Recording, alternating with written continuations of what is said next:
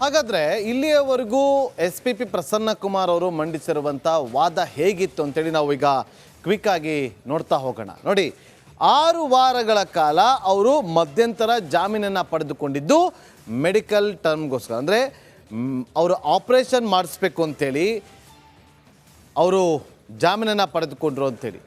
ಆದರೆ ಇಲ್ಲಿ ಆಪರೇಷನ್ ಆಗಿಲ್ಲ, ಹಾಗಾಗಿ ಈಗ ಇಲ್ಲಿ ರೆಗ್ಯುಲರ್ ಬೇಲನ್ನು ಕೂಡ ಕೊಡಬಾರ್ದು ಅಂತೇಳಿ ಪ್ರಸನ್ನ ಕುಮಾರ್ ಅವರು ವಾದವನ್ನು ಮಂಡಿಸಿದ್ದಾರೆ. ಕಳೆದ 5 ವಾರಗಳಿಂದ ಆಪರೇಷನ್ನೇ ಮಾಡಿಸಿಕೊಂಡಿಲ್ಲ ದರ್ಶನ್. 2 ದಿನದಲ್ಲಿ ಆಪರೇಷನ್ ಮಾಡಿಸ್ಕೊಂಡಿಲ್ಲ ಅಂತಂದರೆ ಪಾರ್ಶ್ವವಾಯು ಸಮಸ್ಯೆ ಆಗುತ್ತೆ, ಕಾಲು ಸ್ವಾಧೀನವನ್ನು ಕಳೆದುಕೊಳ್ಳುವ ಸಂಭವ ಇದೆ ಅಂತ ಹೇಳಿ ಒಂದು ಮೆಡಿಕಲ್ ರಿಪೋರ್ಟನ್ನು ತೋರಿಸುವ ಮೂಲಕ ಮಧ್ಯಂತರ ಜಾಮೀನನ್ನು ಪಡೆದುಕೊಂಡಿದ್ರು.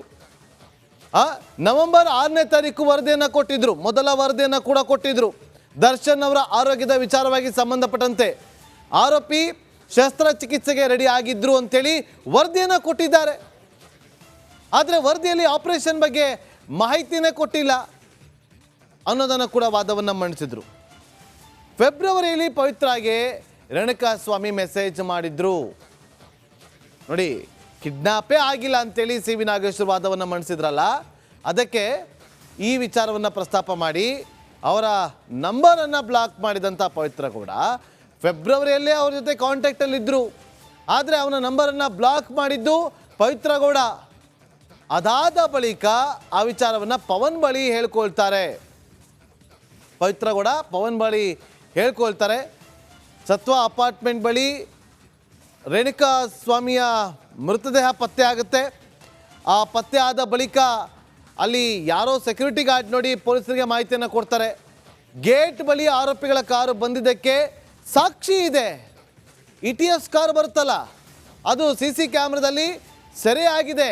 ಕಾರು ಹೋಗಿರುವ ಬಗ್ಗೆ, ಹೊರಗೆ ಹೋಗಿರುವ ಬಗ್ಗೆ ಎಲ್ಲವನ್ನ ಕೂಡ ಅಲ್ಲಿ ಸರಿಯಾಗಿದೆ ಅಂತ ಹೇಳಿ SP ಪ್ರಸನ್ನ ಕುಮಾರ್ ಅವರು ವಾದವನ್ನು ಹಾಗಾದರೆ ಇಲ್ಲಿಯವರೆಗೂ SP ಪ್ರಸನ್ನ ಕುಮಾರ್ ಅವರು ಮಂಡಿಸಿರುವಂಥ ವಾದ ಹೇಗಿತ್ತು ಅಂತೇಳಿ ನಾವು ಈಗ ಕ್ವಿಕ್ ಆಗಿ ನೋಡ್ತಾ ಹೋಗೋಣ. ನೋಡಿ, 6 ವಾರಗಳ ಕಾಲ ಅವರು ಮಧ್ಯಂತರ ಜಾಮೀನನ್ನು ಪಡೆದುಕೊಂಡಿದ್ದು ಮೆಡಿಕಲ್ ಟರ್ಮ್ಗೋಸ್ಕರ, ಅಂದರೆ ಅವರು ಆಪರೇಷನ್ ಮಾಡಿಸ್ಬೇಕು ಅಂತೇಳಿ ಅವರು ಜಾಮೀನನ್ನು ಪಡೆದುಕೊಂಡ್ರು ಅಂತೇಳಿ.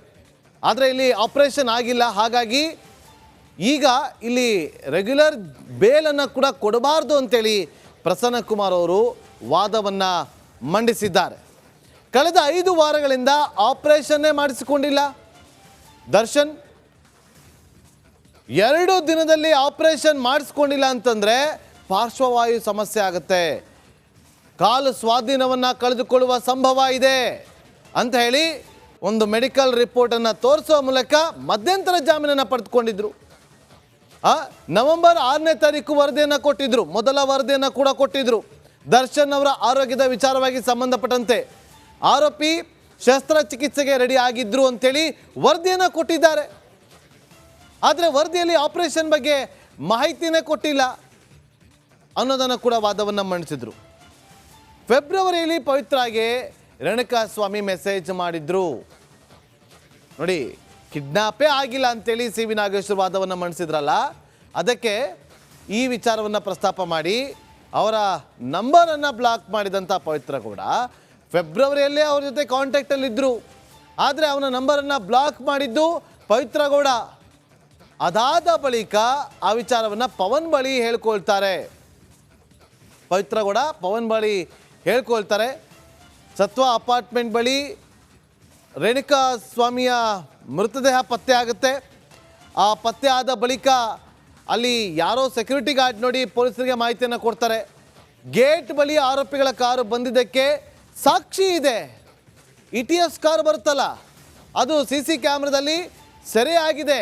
ಕಾರು ಹೋಗಿರುವ ಬಗ್ಗೆ, ಹೊರಗೆ ಹೋಗಿರುವ ಬಗ್ಗೆ ಎಲ್ಲವನ್ನ ಕೂಡ ಅಲ್ಲಿ ಸರಿಯಾಗಿದೆ ಅಂತ ಹೇಳಿ SP ಪ್ರಸನ್ನ ಕುಮಾರ್ ಅವರು ವಾದವನ್ನು ಹಾಗಾದರೆ ಇಲ್ಲಿಯವರೆಗೂ SP ಪ್ರಸನ್ನ ಕುಮಾರ್ ಅವರು ಮಂಡಿಸಿರುವಂಥ ವಾದ ಹೇಗಿತ್ತು ಅಂತೇಳಿ ನಾವು ಈಗ ಕ್ವಿಕ್ ಆಗಿ ನೋಡ್ತಾ ಹೋಗೋಣ. ನೋಡಿ, 6 ವಾರಗಳ ಕಾಲ ಅವರು ಮಧ್ಯಂತರ ಜಾಮೀನನ್ನು ಪಡೆದುಕೊಂಡಿದ್ದು ಮೆಡಿಕಲ್ ಟರ್ಮ್ಗೋಸ್ಕರ, ಅಂದರೆ ಅವರು ಆಪರೇಷನ್ ಮಾಡಿಸ್ಬೇಕು ಅಂತೇಳಿ ಅವರು ಜಾಮೀನನ್ನು ಪಡೆದುಕೊಂಡ್ರು ಅಂತೇಳಿ. ಆದರೆ ಇಲ್ಲಿ ಆಪರೇಷನ್ ಆಗಿಲ್ಲ, ಹಾಗಾಗಿ ಈಗ ಇಲ್ಲಿ ರೆಗ್ಯುಲರ್ ಬೇಲನ್ನು ಕೂಡ ಕೊಡಬಾರ್ದು ಅಂತೇಳಿ ಪ್ರಸನ್ನ ಕುಮಾರ್ ಅವರು ವಾದವನ್ನು ಮಂಡಿಸಿದ್ದಾರೆ. ಕಳೆದ 5 ವಾರಗಳಿಂದ ಆಪರೇಷನ್ನೇ ಮಾಡಿಸಿಕೊಂಡಿಲ್ಲ ದರ್ಶನ್.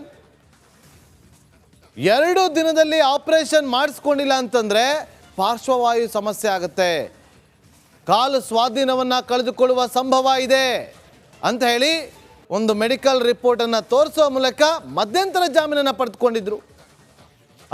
ನವೆಂಬರ್ 6ನೇ ತಾರೀಕು ವರದಿಯನ್ನು ಕೊಟ್ಟಿದ್ರು, ಮೊದಲ ವರದಿಯನ್ನು ಕೂಡ ಕೊಟ್ಟಿದ್ರು.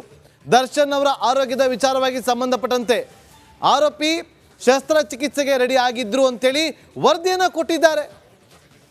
ಆದರೆ ವರದಿಯಲ್ಲಿ ಆಪರೇಷನ್ ಬಗ್ಗೆ ಮಾಹಿತಿನೇ ಕೊಟ್ಟಿಲ್ಲ ಅನ್ನೋದನ್ನು ಕೂಡ ವಾದವನ್ನು ಮಂಡಿಸಿದ್ರು. ಫೆಬ್ರವರಿಯಲ್ಲಿ ಪವಿತ್ರಾಗೆ ರೇಣುಕಾಸ್ವಾಮಿ ಮೆಸೇಜ್ ಮಾಡಿದ್ರು. ನೋಡಿ, ಕಿಡ್ನಾಪೇ ಆಗಿಲ್ಲ ಅಂತೇಳಿ ಸಿ ವಿ ನಾಗೇಶ್ವರ್ ವಾದವನ್ನು ಮಂಡಿಸಿದ್ರಲ್ಲ, ಅದಕ್ಕೆ ಈ ವಿಚಾರವನ್ನು ಪ್ರಸ್ತಾಪ ಮಾಡಿ ಅವರ ನಂಬರನ್ನು ಬ್ಲಾಕ್ ಮಾಡಿದಂಥ ಪವಿತ್ರ ಗೌಡ ಫೆಬ್ರವರಿಯಲ್ಲೇ ಅವ್ರ ಜೊತೆ ಕಾಂಟ್ಯಾಕ್ಟಲ್ಲಿದ್ದರು.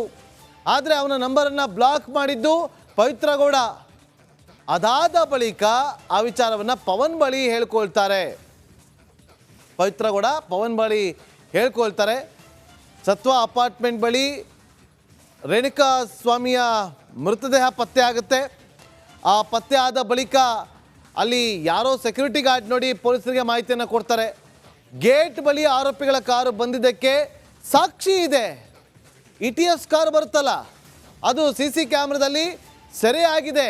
ಕಾರು ಹೋಗಿರುವ ಬಗ್ಗೆ, ಹೊರಗೆ ಹೋಗಿರುವ ಬಗ್ಗೆ ಎಲ್ಲವನ್ನ ಕೂಡ ಅಲ್ಲಿ ಸರಿಯಾಗಿದೆ ಅಂತ ಹೇಳಿ SPP ಪ್ರಸನ್ನ ಕುಮಾರ್ ಅವರು ವಾದವನ್ನು ಹಾಗಾದರೆ ಇಲ್ಲಿಯವರೆಗೂ SPP ಪ್ರಸನ್ನ ಕುಮಾರ್ ಅವರು ಮಂಡಿಸಿರುವಂಥ ವಾದ ಹೇಗಿತ್ತು ಅಂತೇಳಿ ನಾವು ಈಗ ಕ್ವಿಕ್ಕಾಗಿ ನೋಡ್ತಾ ಹೋಗೋಣ. ನೋಡಿ, 6 ವಾರಗಳ ಕಾಲ ಅವರು ಮಧ್ಯಂತರ ಜಾಮೀನನ್ನು ಪಡೆದುಕೊಂಡಿದ್ದು ಮೆಡಿಕಲ್ ಟರ್ಮ್ಗೋಸ್ಕರ, ಅಂದರೆ ಅವರು ಆಪರೇಷನ್ ಮಾಡಿಸ್ಬೇಕು ಅಂತೇಳಿ ಅವರು ಜಾಮೀನನ್ನು ಪಡೆದುಕೊಂಡ್ರು ಅಂತೇಳಿ. ಆದರೆ ಇಲ್ಲಿ ಆಪರೇಷನ್ ಆಗಿಲ್ಲ, ಹಾಗಾಗಿ ಈಗ ಇಲ್ಲಿ ರೆಗ್ಯುಲರ್ ಬೇಲನ್ನು ಕೂಡ ಕೊಡಬಾರ್ದು ಅಂತೇಳಿ ಪ್ರಸನ್ನ ಕುಮಾರ್ ಅವರು ವಾದವನ್ನು ಮಂಡಿಸಿದ್ದಾರೆ. ಕಳೆದ 5 ವಾರಗಳಿಂದ ಆಪರೇಷನ್ನೇ ಮಾಡಿಸಿಕೊಂಡಿಲ್ಲ ದರ್ಶನ್. 2 ದಿನದಲ್ಲಿ ಆಪರೇಷನ್ ಮಾಡಿಸ್ಕೊಂಡಿಲ್ಲ ಅಂತಂದರೆ ಪಾರ್ಶ್ವವಾಯು ಸಮಸ್ಯೆ ಆಗುತ್ತೆ, ಕಾಲು ಸ್ವಾಧೀನವನ್ನು ಕಳೆದುಕೊಳ್ಳುವ ಸಂಭವ ಇದೆ ಅಂತ ಹೇಳಿ ಒಂದು ಮೆಡಿಕಲ್ ರಿಪೋರ್ಟನ್ನು ತೋರಿಸುವ ಮೂಲಕ ಮಧ್ಯಂತರ ಜಾಮೀನನ್ನು ಪಡೆದುಕೊಂಡಿದ್ರು. ನವೆಂಬರ್ 6ನೇ ತಾರೀಕು ವರದಿಯನ್ನು ಕೊಟ್ಟಿದ್ರು, ಮೊದಲ ವರದಿಯನ್ನು ಕೂಡ ಕೊಟ್ಟಿದ್ರು. ದರ್ಶನ್ ಅವರ ಆರೋಗ್ಯದ ವಿಚಾರವಾಗಿ ಸಂಬಂಧಪಟ್ಟಂತೆ ಆರೋಪಿ ಶಸ್ತ್ರಚಿಕಿತ್ಸೆಗೆ ರೆಡಿ ಆಗಿದ್ರು ಅಂತೇಳಿ ವರದಿಯನ್ನು ಕೊಟ್ಟಿದ್ದಾರೆ.